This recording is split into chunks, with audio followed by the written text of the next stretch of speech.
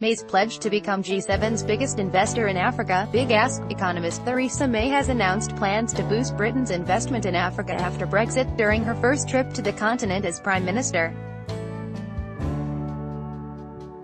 Sputnik spoke to sub-Saharan African political and economic analyst, Ali Khan Setchu, about overseas investment in the continent. On Tuesday, August 28, in a speech in Cape Town, Mrs. May pledged £4 billion, $5.1 billion in support for African economies and said she wanted to create jobs for young people and make Britain the G7's biggest overseas investor in Africa, ahead of the US. The British Prime Minister, who is due to visit Nigeria on Wednesday, August 29, pledged to prioritise investment in Africa as she sought to drum up trade deals, with Brexit looming in March 2019. By 2022, I want the UK to be the G7's #1 investor in Africa, with Britain's private sector companies taking the lead, Mrs May told business leaders in Cape Town. I want to create a new partnership between the UK and our friends in Africa built around shared prosperity, she added. Britain has leverage in Africa. Sub-Saharan African political and economic analyst, Ali Khan Setchu, said Britain had a lot of leverage in Africa because of the historic links from its empire and Commonwealth. Because of its history, Britain has a lot of leverage and indeed ground-level knowledge of the continent, so in a post-Brexit world it makes sense to sweat its African equity, Mr.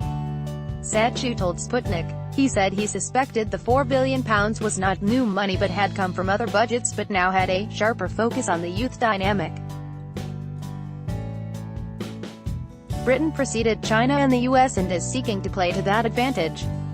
This is largely a born-free generation, and the UK is wise to play to that theme for multiple and overlapping reasons, Mr. Setchu told Sputnik.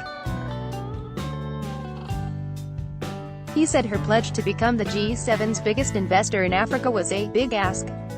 France is targeting Anglophone Africa. Macron's France has come into Theresa May's patch, aggressively targeting Anglophone Africa. The US is seeking to roll back China and will certainly put more money to work. If you look at North American remittances into Africa and at portfolio flow capital, then the US looks likely to stay ahead, Mr. Setchu told Sputnik.